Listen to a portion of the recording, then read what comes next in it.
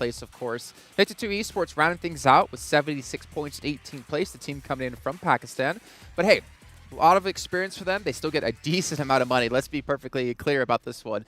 But they get a lot of experience that they can take for themselves back to Pakistan. They can take it and hopefully get themselves into PMGC. Yeah, exactly. Though we did see Team Soul secure that last chicken dinner right there. Huge for the Hindi fans. And also able to push himself up in 11th position. That's a huge prize for increase they just got with that final game. So, man, Team Soul feeling good. And can't wait to see them getting more and more integrated in the esports scene, hopefully. Yeah, the game kind of came to them. But, I mean, it was a strong holdout. And I love the way in which they pushed out towards the end to make sure back-to-back had absolutely no room to play. They really strangleholded that position and took it nicely. Let's actually move up on into the overall ranks to see, potentially into our top 5, right? Because obviously we know who our winner is, and we're going to have Damwon Kia. Enigma Galaxy has made their way through as well, but we can see Seoul, like you mentioned before, in 11th. Back-to-back, let's give them a little bit of credit. They started the day off in last place, able to get themselves into 10th. They had a really good performance today, and if they were able to maintain that performance in the prior days, we potentially could have seen them top 5. Yeah, unfortunately, like 2 days where they tended to struggle really hurts your overall performance to reach top 5. So still good comeback towards the end of the tournament as a whole, but man, the fact that we can think now we're going to have 3 local teams in the after-party showdown, that is going to be mental. Yeah, just to touch on back-to-back as well here for a moment. The day one, I actually asked you guys, where are they at the end of the day? Because quite honestly, they looked non-existent. Today, absolutely not the case. They really actually came to play here in this last day, so kudos to them.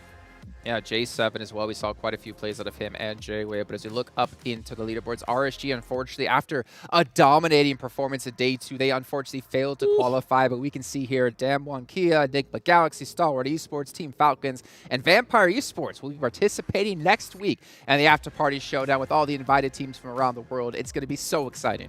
It feels like a mini PMGC, the after-party showdown, what we're going to have, right? You're going to have all these huge names, and also you're going to be able to have BTR join the mix. You're going to have RAT Sport. Like, that is going to be a really insane event. But Vampire Esport, 220 points. As you said, consistently here, Kalash looking like the best team consistently from day 1 up into day 3. And when they have a good game, it's a really good game that allows them to just stand out from the rest. And we really got to delve into this team as well throughout the 3 days. We got to get opinions from Sertani. We got to watch them on the battlefield, extract information on how they were playing. It's great that the top 5 that we have going in, we have a few teams that are approaching the game in a quite similar way, but then you've got this different diverging path of Enigma Galaxy, very rotation heavy, Damwon Kia, very central heavy. All of these guys are going to be bringing different things to the table at the very end to try and get themselves even more money next weekend. And the fact that they make it also Enigma Galaxy without a single chicken dinner, extreme consistency. Like, first day, a little bit rough, right? But I think the offline event buff kind of came their way afterwards. They saw like, Falcons did it. We can maybe try and replicate that a little bit. So good for them, and especially his action. He holds on strong. 37 eliminations, 7,600 damage.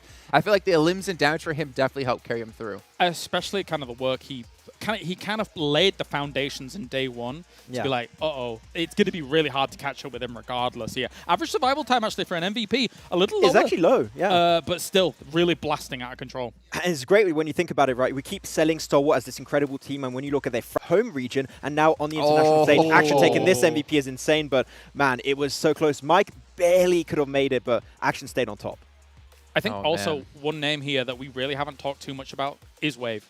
We've really not touched on him here throughout the desk as a whole, but I guess the thing is about Vampire is that it wasn't just really an individual performance as much as Mike has really kind of been at the forefront of that. Every single component of this team has looked excellent throughout this tournament here, and so it's been a true team effort. Yeah, I'm just jealous about Wave. No, that's why I didn't talk about him. I just like his hair, and I wish I had it. You do like his hair? Yeah, I do like his hair. That's why I'm not going to talk about him. Your hair's looking better from day 1 to day 3 now, though. Yeah, I mean, the offline event buff. There you go, just get rid of it. That's right, that's right.